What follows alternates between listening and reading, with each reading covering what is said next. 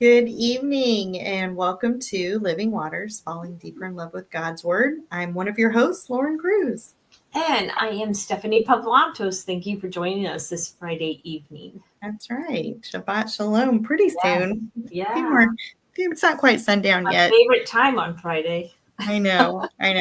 We were talking about, I'm tired this week. I had to start back at school. No kids, thankfully, yet, but I am a tired camper. And I told Stephanie, I think I'm going to go to bed early tonight. At least get your PJs in bed. Yeah, I'm going to definitely have my PJs on pretty quick. So I'm tired tonight, but it's okay. I'm glad to be here. I spent a little bit of extra time prepping for this week because I just kind of geeked out and became such a nerd and did some studying. So it was fun. I enjoyed doing that. But yeah. Well, we are continuing with On Purpose, Understanding God's Freedom for Women Through Scripture. It's by Julie Zine Coleman. We had Julie on a couple weeks ago. And we are continuing with her book. We're only on chapter 2 this week. So if you guys are new to this series, we're still in the beginnings of it. So you haven't missed too much. Yeah. But she is going through the hot topic chapters, hot verses that people always use to defend whether or not women should lead or teach in a church, or what kind of positions I guess we should hold, what our position is as women. And so tells a lot of her own stories and things that she was told as young adult. Right. And even into, motherhood and all that. But it's good because she goes all the way back to Genesis. Yeah, that's where we're going to be today. Yeah. So, and she gives some good arguments. She explains it well. And I think that it's worth reading. And yeah, I don't know. It kind of makes me a little depressed when I read it because it feels like you kind of wish people would understand this, and there wouldn't be so much,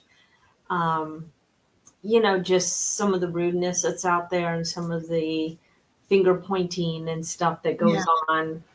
Well, one of the questions I asked her, because I read a lot of the back blips, her recommendations, and it talks about how kind she is and how graciously she handles this topic. And I'm like, weren't you mad? Were you mad? And she said, I was, but she's not mad at these people. They're living and acting out of what they have lived and learned all their lives, and they think they're being very biblical, and, they're trying their best to follow God too. The problem is it's misunderstood. And even in the tone of her book, she's not angry about it. She's not. I think it's important for men to understand that women, there might be some out there, but we're really not trying to usurp anyone's authority. No. That's never our intention. It's just to teach and do exactly and use a gifting that God has given us and to be respected for that gifting. I mean, I've been in situations where I knew more about something than, because I started studying like the Hebrew language and the Hebrew letters. Well, my pastor and even the youth pastor knew nothing about those things. Right. So here I am. I knew more about it than they did. Right. And yet, then to be like, not that they treated me badly by any means, but to be in that kind of position anywhere, you know more than this person right here or over there. And yet they're pointing their finger in your mouth, and women are to keep silent, and pointing, that out to you. And it's like, but God gave me a brain to learn. And Right. And a gift to teach. Yeah. I mean, I think, not a lot of people like public speaking. Not a lot of people like research. A lot, there's a lot to teaching, prepping and making that and thinking through what your audience wants and like what's the end result that you want and how do you get there, and there's a lot to teaching. So and flow. I mean, I remember the first time I let someone read a book I was writing, and she came back to me and said, I didn't know you were a teacher. She goes, it flows. She goes, definite flow to things that only a teacher can do. You know, people who don't teach don't understand really how to do that. Maybe somebody who writes can. Right. But she could sense by even reading the book that I taught what I taught what I wrote. And so, and so I just think that, we're not trying to anger anybody on viewing this show and using this book. And I think that it's just to have mutual respect for our gifts. I think the biggest thing that I have really kind of come to in the whole becoming more Torah observant, becoming more whole Bible oriented, is, I respect that you are following God, right? We're both following God, and the desire is that we end up in heaven, on this side of heaven and not this side of heaven, right? And we believe in Yeshua, and we believe in the power of his resurrection, and we believe, but can you look at the Bible with an open mind and be teachable? And if I'm saying something that you're like, that's totally wrong, then why don't you go look it up? Like, go look it up. You make the effort to go look at things instead of just listening because somebody told you that. If you have if I challenge you and I say, no, I know what Ezer Kenegdo is, it ain't what we've been taught, then why don't you do a little bit of research yourself? Just pick one topic that we disagree about. I'll go look into your topic. You go look into my topic, and let's just have a conversation. Because, I do the same thing. I mean, whenever somebody throws up certain verses at me, I go and I look them up. I do research on them. I'm like, Lord, am I that wrong? Am I really blind? Yeah. I want to know for sure that I'm not blind or I'm not ignoring it just out of my own ego or my own desire to teach or whatever. But it has to go both ways. I mean, if you want me to learn from you, then please at least try to learn from us, Yeah. All right. Well, we are going back to the basics. We're going to start in Genesis. She starts off by giving us the whole passage. I'm not going to read the whole passage, but it's Genesis 3. Basically, it's chapter 3. So if you have a Bible, give the key verse if you want the key verse in there. Sure. If you've got a Bible, go ahead and open it up to Genesis 3. And, this is when now the serpent was more cunning than any other animal of the field. So that sets the tone. It's the fall, basically, of when man and woman ate from the fruit and fell. And then as a result, the serpent was cursed, the ground was cursed, and there was something else that happened with man and woman that we're going to talk about if they weren't cursed. So we'll talk man and woman were not cursed at all. They were not cursed. What they did. Yeah. Birthing was not cursed, and pain was not a curse. And so we're going to talk about all that. So, And they throw each other under the bus, and as she puts it. Yeah. And don't we all do that still? Yeah. But that doesn't mean it was right. It doesn't mean that you continue to throw each other under the bus. Right. That's part of the sin that they opened up to themselves, So we'll go into that more. We'll talk a little bit about what was the sin. It wasn't that they ate the apple. It wasn't just disobedience. That wasn't the sin. There's a little more to it. And so the preface of this chapter is because a lot of people believe that, in creation, there was a hierarchy established because Adam was created first. And then as a result of the sin, then man is definitely, because he's going to rule over you. It says it in the Bible, you will rule over you. So we have, we're going to look at all the words. Yeah. We're looking at all of that, what that means. In the verse, then it says to Adam, he said, because you have listened to the voice of your wife. Right. Doesn't mean it's wrong to listen to the voice of your wife. Right. We're not throwing that out with the baby either. Yeah. So. Yeah. So, all right. So let's see. Where do we want to start? So the snake is speaking with Eve. And so Julie starts out, I have on page 35, she kind of makes a little point, there's actually no record of God giving the commands, speaking to Eve about not eating from this tree. I wanted to read that verse. I brought it up. Okay, go ahead. You want to do that? Yeah. So this is in Genesis 2. Mm-hmm. So in starting, I believe it's verse 15. So it's Genesis 2, 16, 17. Yeah, I was going to start in 15. Okay, go for it. The Lord took the man and put him in the Garden of Eden to work it and keep it. And the Lord commanded the man, saying, you may surely eat of every tree of the garden, but the tree of knowledge of good and evil you shall not eat. Mm-hmm. For in the day you eat it, you will surely die. And then we get into the other alone. But at that point, yes, we have to set the stage that he's only talking to Adam right now. He's only talking to the man. Eve was not even created yet when Adam was given those instructions. Right. So, I mean, we presume Adam told her, we presume. Yeah. So because she did have some understanding that don't eat of that tree. Right. And she knew I shouldn't look at it. I shouldn't touch it. I shouldn't eat it. And she kind of gave put her other own barriers. Yeah. She gave her own, what is it called? A fence. She put her own fence around Torah. Mm-hmm. Yeah. She put her own fence around it. So, so that was a challenge, but here's the point though. And a lot of people, like, why didn't Adam step in and tell her? Why didn't the challenge is that the serpent was, seducing her based on the reason she was created. She was created to be Adam's Ezer Kenegdo. And we talked about that last week. And basically it means protective. It's a position of protection. It's a position of someone who goes before and is a help. And so she is to surround and protect him. And so for Satan to come up and say, surely, why don't you want to eat from this knowledge of good and evil? It's going to make your job easier, because her job was to be the spiritual protector, to guard. Yeah, a watchman on the wall. Watchman. And think about it this. So Adam was taken from the dirt, and so his job was to work the dirt.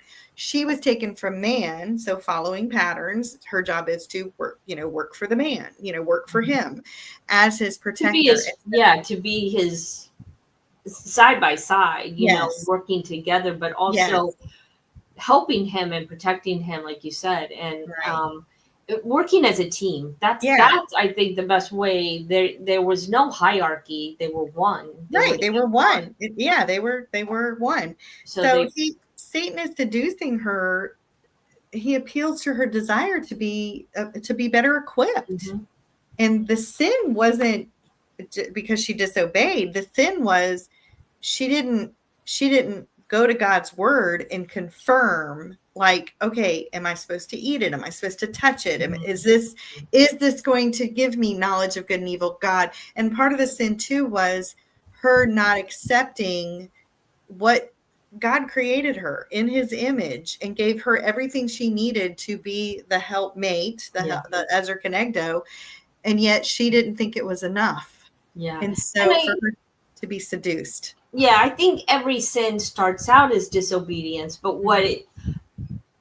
every sin is disobedience on one level, but what you're talking about is what led up to that disobedience, led up to her thinking, well, this isn't a bad idea.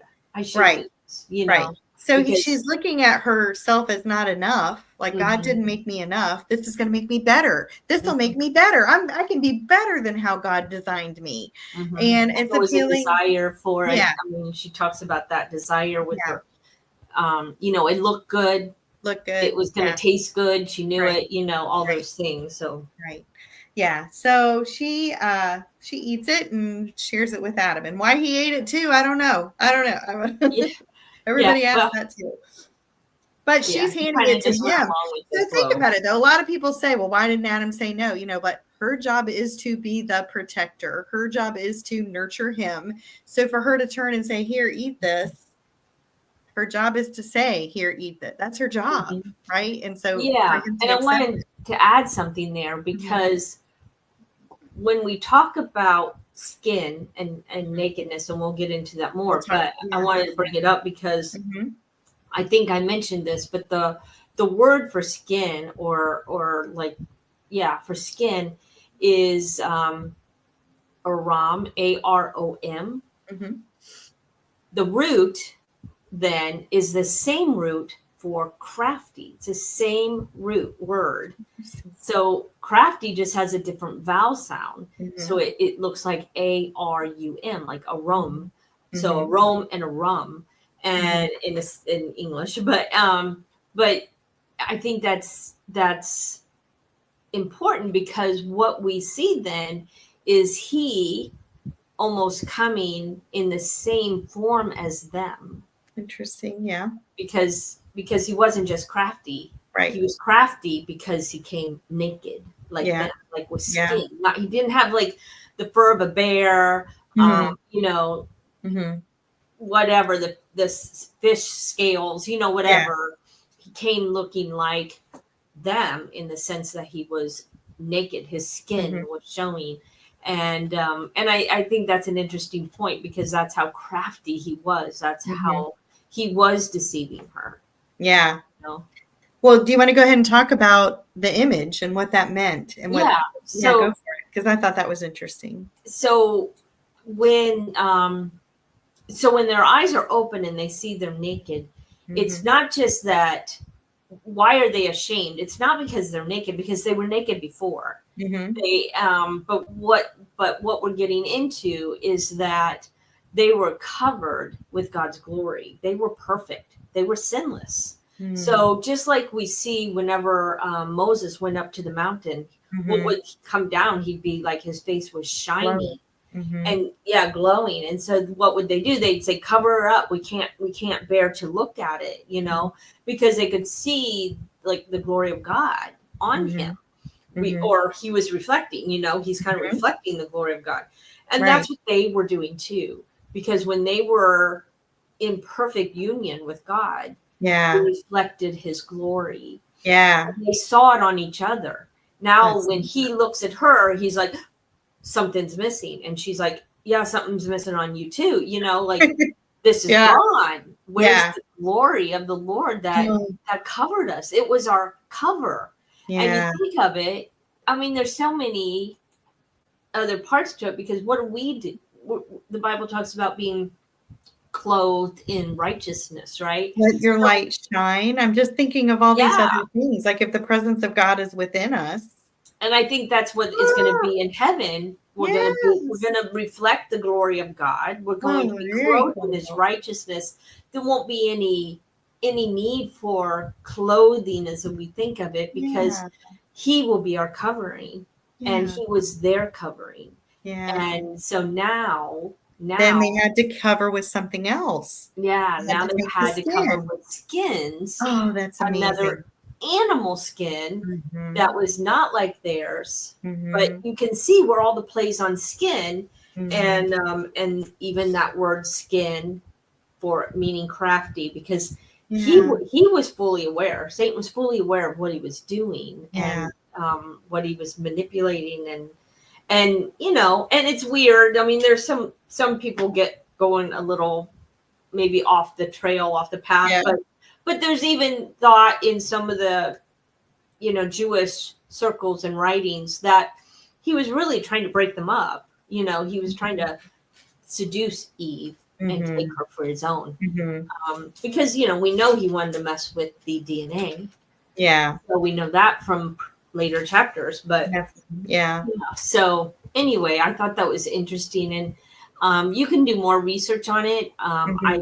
Garments of light, and then skins of light. She talks about the just the language and why it's so important. And then there's this word light, which is aleph vav resh, and skin, which is ayin vav resh. So the word for light and the word for skin are pronounced the exact same way. They're just spelled with the different vowels, or I should say consonant at the beginning, but they're both the silent consonants.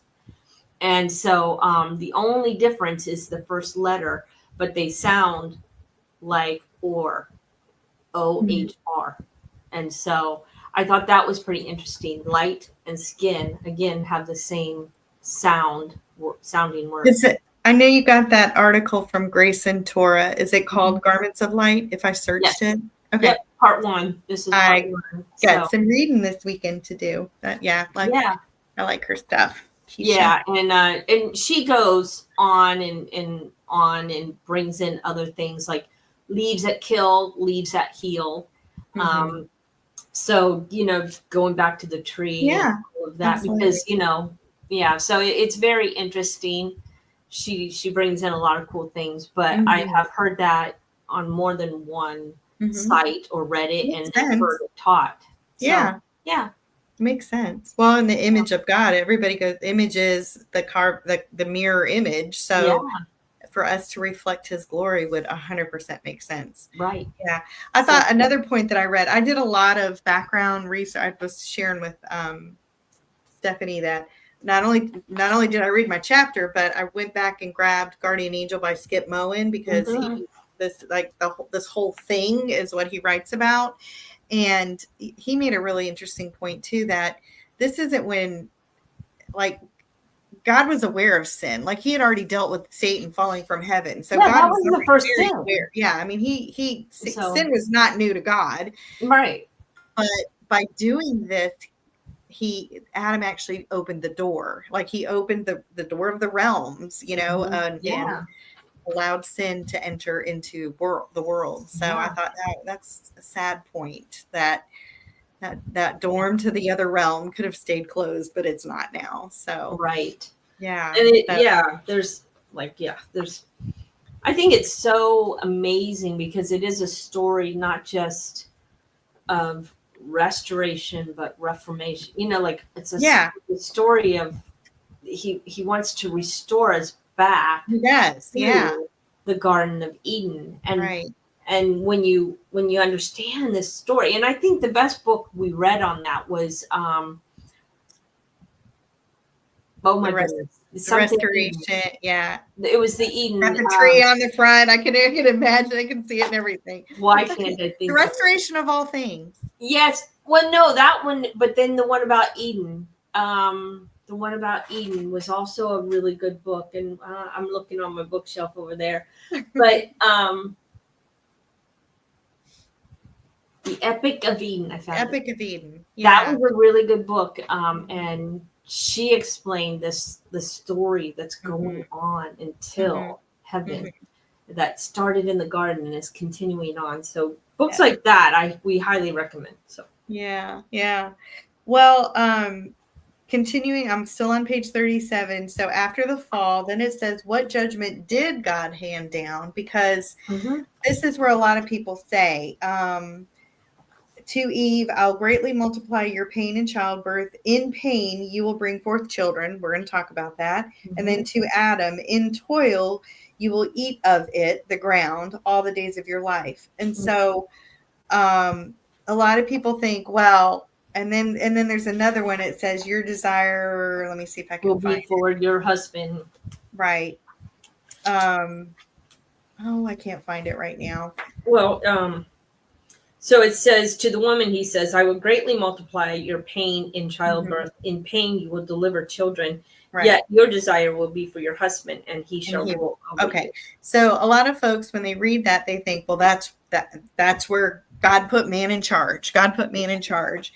And so I think you should look at it, because the word pain and the word toil, because it talks about Adam's going to toil, are actually the same word. They're just they've been translated a little differently.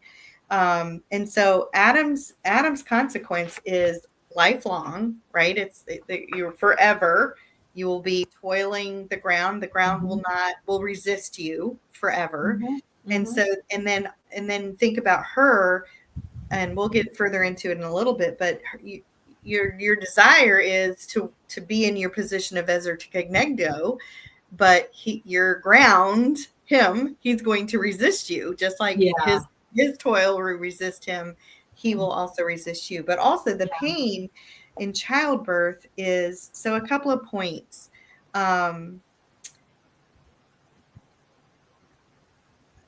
that childbirth is not being cursed. The pain, the result of it's a consequence of sin to have this pain. We don't know that we wouldn't have pain prior to the fall. Pain is not necessarily because he did say he will greatly increase it. So it's greatly increased. Yeah. Right. So Stephanie and I were talking a little bit about it. There's a few different things about this in this aspect. That if you rearrange, if you looked at the words in the original Hebrew and kind of looked at how it could be, the translation could be, you're going to struggle in bearing children, and it's not birth bearing, but in parenting and being a parent. So, in having children and how you raise children, motherhood, being the mother of all. Eve was called the mother of all creatures, the mother of everyone. And so her pain would be being that mother. And so Stephanie made a really good point when we were talking earlier. Do you want to fill in some of the things that you had? Yeah, I'm gonna just pull it up on my Bible Hub. So he will sharply increase your pain, and in childbirth, and then in pain you will bring forth. So what's interesting is, like it says, hardship, sorrow, and toil are also the words here. So when you look up Genesis 3, it's Strong's Hebrew 609, number 6093. And it means pain, labor, hardship, sorrow, toil. So again, like you mentioned, that's the same. And then in pain, it actually has a little bit more. It means pain, hurt, toil, sorrow. But it can also mean offense. It can also mean like a vessel or creation. So I thought it was interesting because when you look at the two, so you have pain in childbirth, pain you will deliver children, and then with hard labor or pain or even sorrow, you will eat from the ground. So, and then the word childbirth can mean more than just childbirth. It can also mean conception and pregnancy. And so when you put all of those things together, there's going to be, he's also talking, I believe, that there's going to be sorrow in pregnancy. There's going to be sorrow in getting conception. Right. All of it. Yeah. Yeah. So it can happen at any stage. It's not just the actual birthing a baby. There's going to be pain and sorrow within all steps of that, from conception until birth. Right. And then the same with the man. So you think about it. And if you don't realize this, that one of the things I learned and I found fascinating was that Adam only had to speak to the ground and it would produce what he wanted. Adam only had to speak to the animals and they would do what he wanted. Right. He didn't work. He said, grow an apple tree, and it would grow. Isn't that amazing? Yeah. And so for him now to have to toil, right? And what is the pain and the sorrow going to be? And what if something doesn't grow? What if the bugs come and eat it all? The locusts? What if the soil doesn't have the right nutrients or whatever? Like there's no rain. So all these things now play into eating. Just to eat, right? Because before it was guaranteed, right? Yes. Whatever he spoke happened because he had dominion over the ground, over the plants, over the animals, and they willingly did what he wanted. And that's why I think that the Bible talks about even creation groans for the return of Jesus. Right? So I just think that's an interesting point. So there's going to be sorrow for both of the man and the woman because of what they cannot produce, right? Because of what dies. Skip made a point. He said she's going to experience sorrow in the ground of what she labors. And so, because there's seeds both ways, right? Seed in her, the offspring that's growing, and then and and think about it. Why do we lose our children? Why is there miscarriage? Why is there birth difficulties and birth defects and what, all of that is the sorrow of being the mother, and having these children. Yeah. So it's So there's interesting. pain and sorrow for both of them because of the sin and because they allowed death now to become a part. Right. So trees are going to die. Yeah. Your workhorse or, your oxen's going to die. Something's going to happen, Right. You're not going to have a fruitful harvest. You're not going to, not guaranteed. Thorns and thistles are going to be, the toil of what you're working on. And women aren't going to be guaranteed children. Women aren't going to be guaranteed grandchildren. You just don't know. So I think that's the pain and the sorrow and all that, the toiling that comes in, because look at the people. I mean, when we couldn't conceive right away, there was toiling going on. Let's make this happen. What do we need to do next? What do you know? And so there's toiling in more than one way to create growth, Right. So, I think it's important to understand, and she makes this point really well in her book, that there's the harmony between mankind and the harmony between man and the world is all frustrated. Mm-hmm. Like the harmony is frustrated and destroyed. And God is describing when God makes these proclamations over these people, like saying you're going to toil and you're going to have pain, he's describing the world now. He's not saying this is your curse. He's describing the frustration. This is the sinful world you're living in.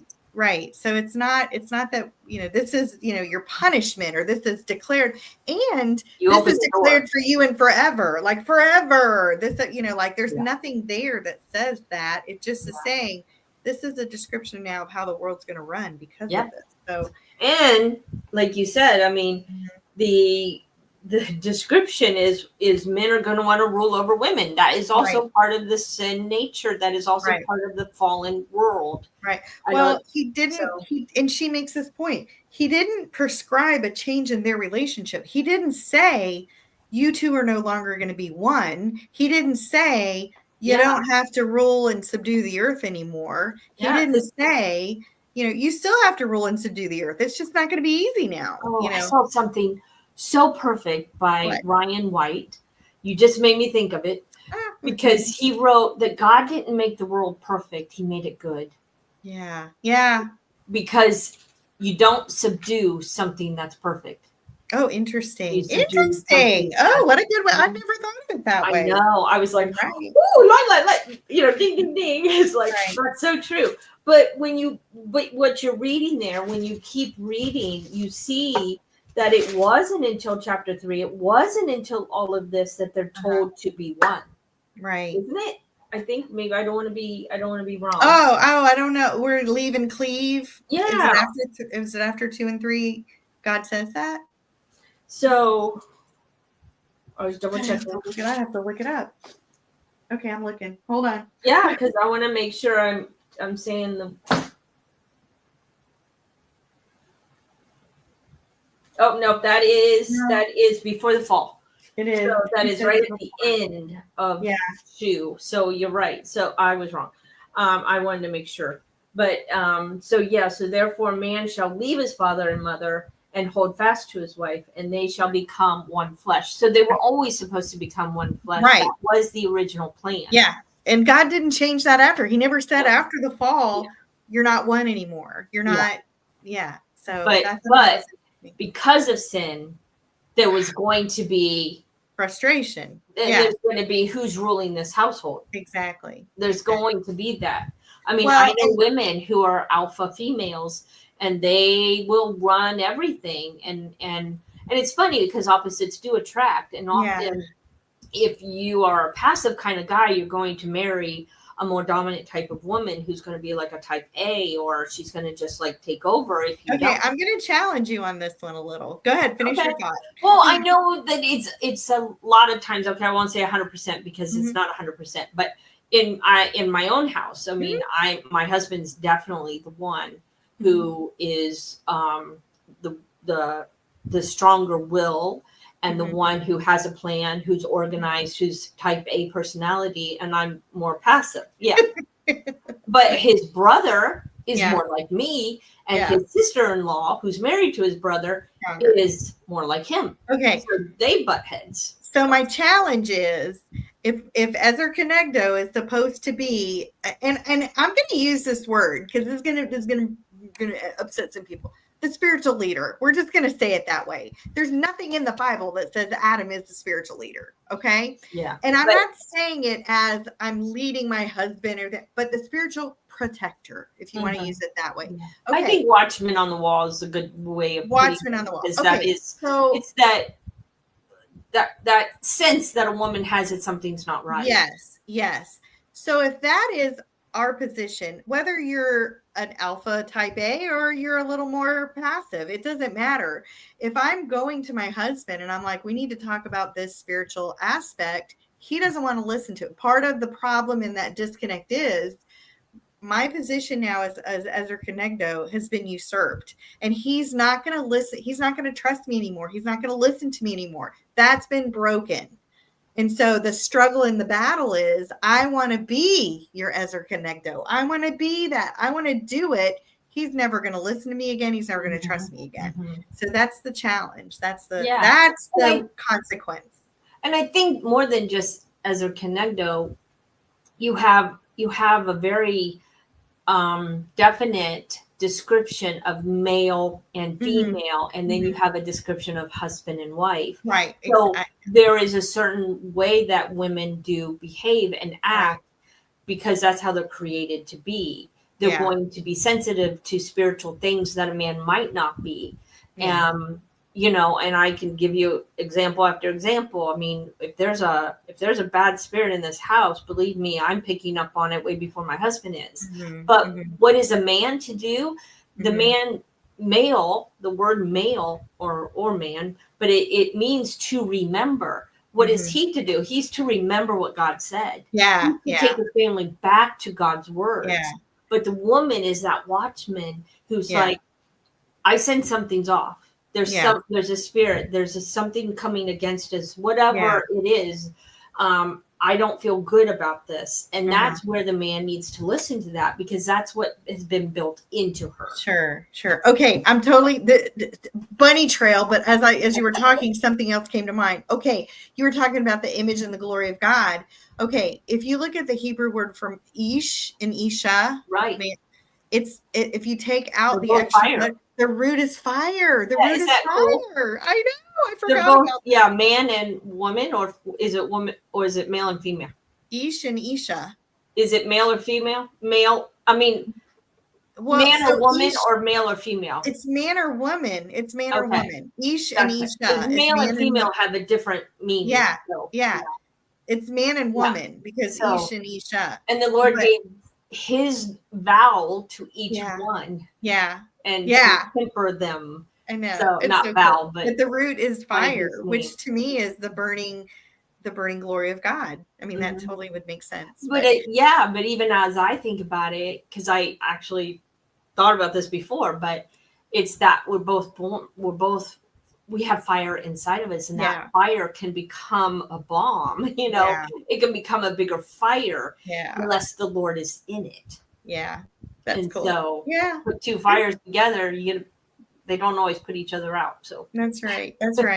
I want to go back to Genesis 3:15 because God does curse the serpent, and he says something really interesting, and it makes sense when you understand all of this. He says, I'm going to put enmity.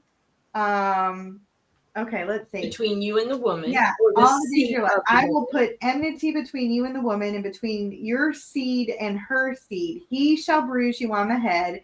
You shall bruise him on the heel. So Satan is standing there, and he gets the curse, and so enmity means enemies. I'm going to make you two enemies because her seed is going to have the Messiah that will crush your head. Okay, if you're standing there and God's like giving you the riot act, and he's like, by the way, the woman here is going to have a baby, and that baby is going to destroy you.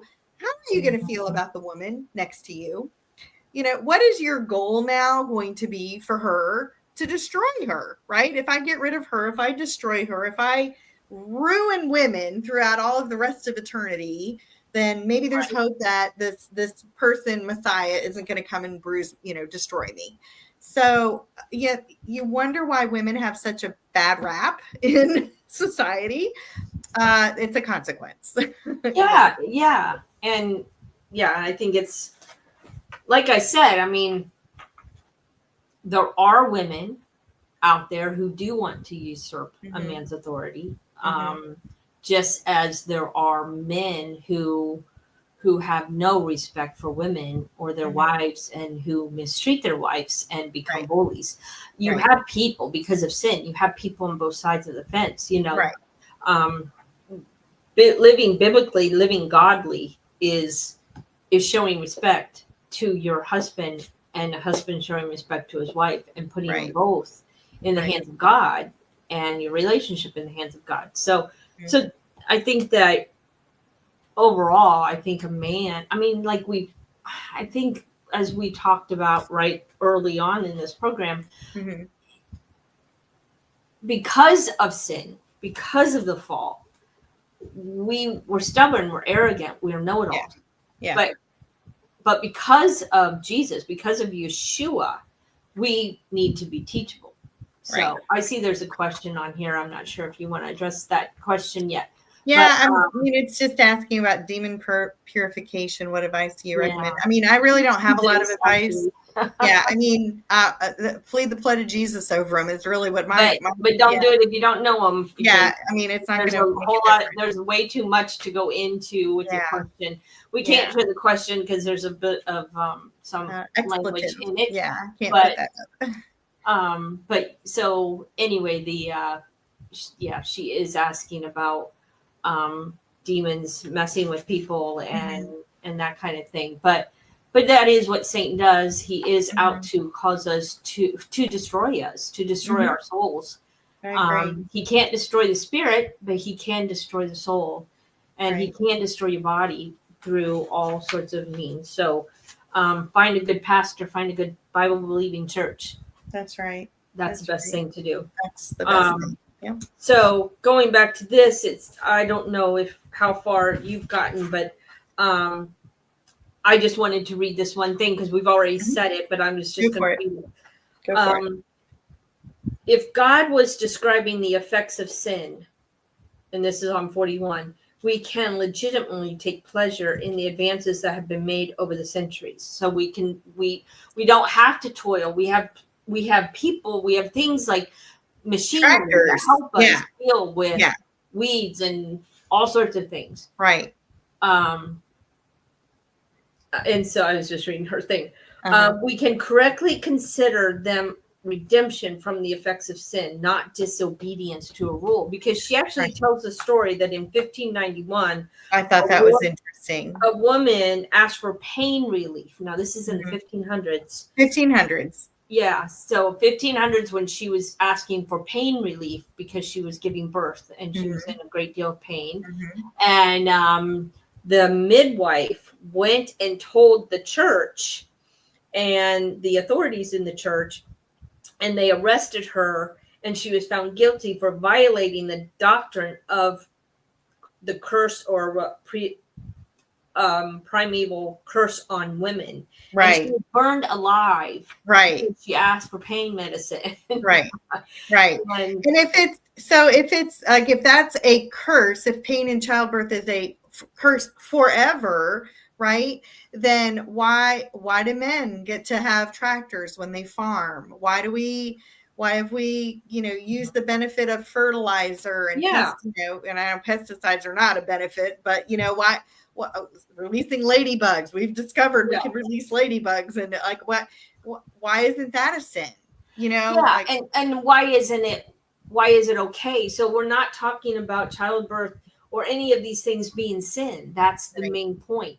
Right. These are not sin. These are a result of sin. Right. So a man and a woman not getting along, or a man needing to rule over a woman, is a result of sin, not ordained by God. Right. That's the difference. Because just like we could take something for childbirth, that means we're changing. That's ordained by God. Yeah. And so we can't change it. Yeah. you have to take all of that together, all of those different, yes, not commands, what I want to it's a call them. description, not a prescription. Yeah. Yeah. It's not a command. So I think it's just important to understand all of that. But so she said it was God's design. She goes, that God's design is for man to rule over a woman. No. Or instead is it a consequence of humanity's fall into sin and not the will of God at all. Right. So she's got a lot of good points in here. And then she gets into like the very end, good news for today, on 42. We have like 10 minutes. We can probably go over a little bit of that. Yeah. So she just wrote, in the fall, all creation was tainted by sin. That includes a relationship between men and women. No longer did they perfectly reflect the glory of God. Right. And as Paul wrote, for all have sinned and fall short of the glory of God. So now what she's going to go into is Jesus' work on the cross. What he did changed everything. That's right. So anyway, I'm sorry. I was trying to read some of those things, but it's because of what he did, our old self is crucified with him in order that our body of sin might be done away with, so that we will no longer be slaves to sin. For the one who has died is freed from sin.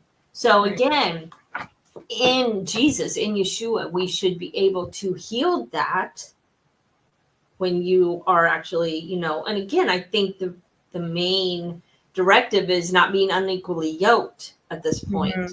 Very much so.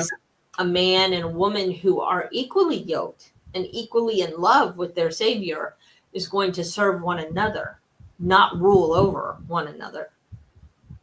Right? I mean, that's what we're... I think so. She kind of makes a point similar to that. Right at the bottom of page 43, it says, when a husband and a wife are tuned into the same God, the one outside of themselves, they'll be able to get out of their own heads and into the mind of Christ. This will be the kind of love that they will share, putting their spouse's needs above others. And the potential for conflict reduces dramatically. So, it's kind of... And it says only when both spouses are ready to give up their agenda for the sake of Christ, they can enact the kind of mutual submission that Paul is talking about in Ephesians. We'll get to that in another And it's still dying to self. We have to die to self in every way. Very much so. Very much so. But even think about, any kind of partnership, because if we are partners and we are equals and we are made in the image and we're together side by side, out of the side, any good partnership has the good communication, good die to self. I mean, I am the type A, and I am very bossy and controlling. I freely admit that.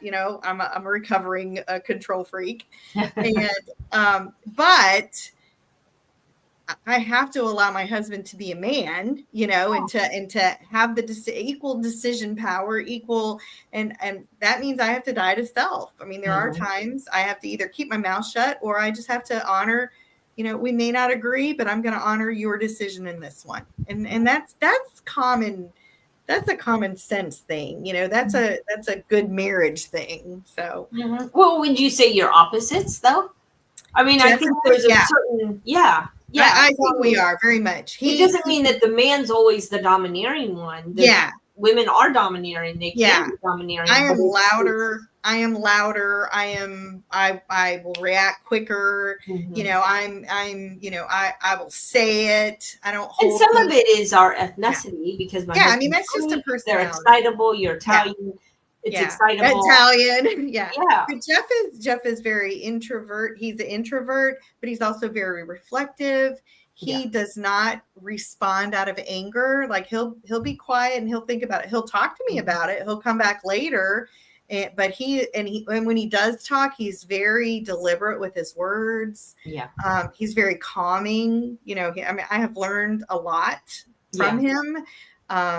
He's made a comment to me like, your way is not, it's not that your way is wrong or right, but it's not the only right way. Right. There's a variety of ways to get to the same result. And we tend to think that, most people do tend to think it's my way or the highway, or my way is best. Well, it might be one way, but there are, that's perfect. But like you, I do think I do step into the Ezer Kenegdo, because I have gone to him and say, I don't have a peace about this decision, or I'm going to honor your decision, but I want you to understand what I'm struggling with in this, because sometimes it's not even on his radar. Yeah. So, yeah. And it was really amazing, because once my husband started understanding this too, like as we were both going and understanding what a woman's role is biblically and what a man's role is biblically, and what it means to be a man, what it means to be a woman in God's eyes, and learning the whole Ezer Kenegdo. I mean, when I talked about, I think we need to get rid of the sheep, he resisted and said, no, but one day he just comes to me and goes, the Lord told me to listen to you. The Lord told me to listen to you. Yay. But I mean, he stopped me. He goes, I need to talk to you. I need you to, and it was like first thing in the morning. I'm like, oh no, what? And he's like, I prayed a lot last night, and I felt like the Lord told me to listen to you. I have to listen to you. I mean, and I think that that's important, because he's come a long, long way. And for a man to be able to do that, and put his own desires aside and do what something, because he feels like the God himself is saying, listen to your wife. Right. She has wisdom in this area, and you need to listen to her. And he did. He obeyed it, because he could have just I'm not listening to her, and never told me anything God said, Right. You know what I'm saying? Right. So, but he didn't. So, and I think it's important for every marriage, to get to that point that, you have to listen to one another for the marriage. So very much so. Very much so. Yeah. All right. Anything else from this chapter? No, I think next week is chapter 3. We may do 3 and 4. Yeah. We had a lot of extra stuff this week, but 3 and 4 kind of go together, because 3 is, does God approve of women leading? Right. And then 4 is, did Jesus view women as second-class citizens? Right. And she brings in a lot of good scripture there, and a lot of good stories from scripture. And so I think that we might be doing both. I think they might go together. Yeah, and I'm fine. I don't mind reading a little ahead. I stuck with one chapter this week, but I can do that. So, but it's been good. I think it's really good. I think it's very balanced, and she's not trying to condemn men, or she's not man hating, So I think it's just important to be open and to be willing to hear the voice of the Holy Spirit, because I think a lot of times we might just ask a question like, okay, God, is she really right? And then, oh, you didn't answer me. Okay, well, I didn't get an answer, you know, so then move on. But no, why don't we need to, really go and look into scripture and do some research and really pray into things, not just like, oh, I didn't hear him the first time, so I guess you're wrong, type of attitude. Yeah. All right. Well, we still have a few more minutes. I was going to mention, I was looking through the chapter. If you have your Bible and you don't have the book, but you want to kind of understand what it is we're talking about, the next chapter 3, is Judges 4 and 5. So Deborah. Yeah, and then I think she goes into the Gospels, right? Matthew, Mark, Luke, and John. Probably, because it's talking about women in leadership. Yeah, so that's chapter 4. She's going to use Matthew, Mark, Luke, and John.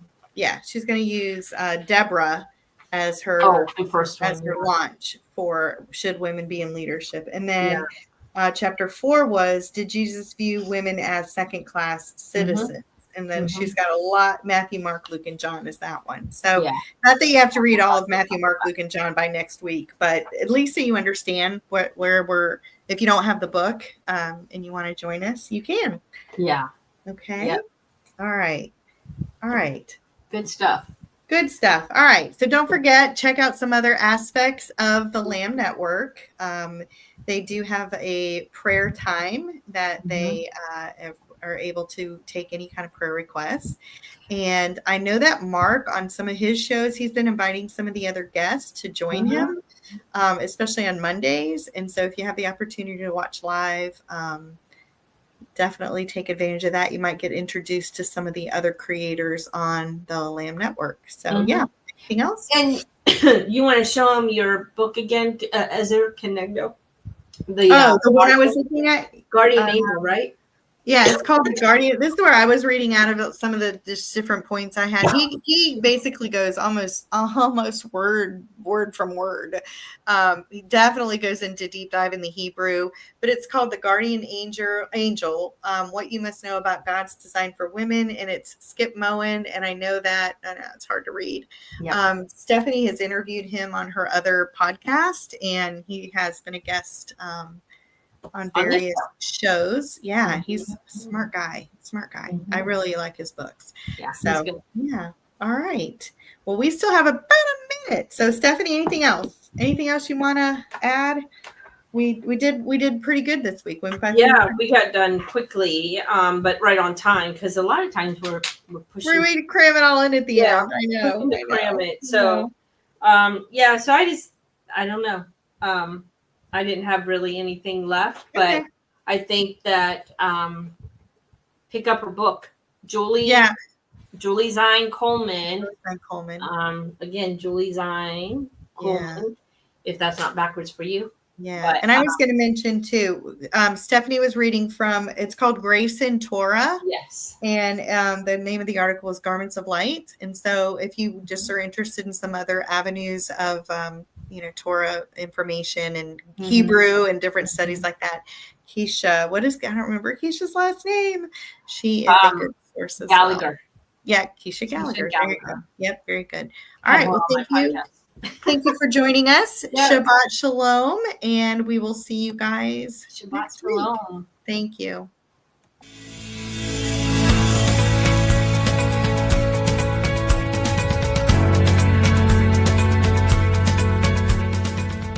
If you missed today's show and want to watch it again or want to tell someone where they can watch this episode, go to lambnetwork.tv, where you will find this show and all of the other live Lamb show archives on the on-demand section of the website.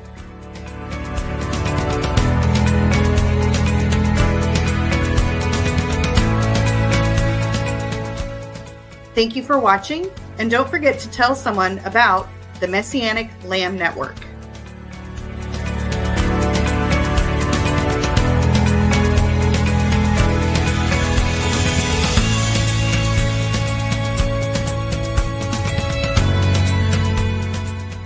We are richly blessed to bring you what we believe is the fullest, most diverse, yet up-to-date progressive teachings, discussions, and prayer programming you can find anywhere on this planet. Be sure to take the tour of the lambnetwork.tv website. I'm Stephanie Pavlantos, thanking you for joining us on the Messianic Lamb Video Network.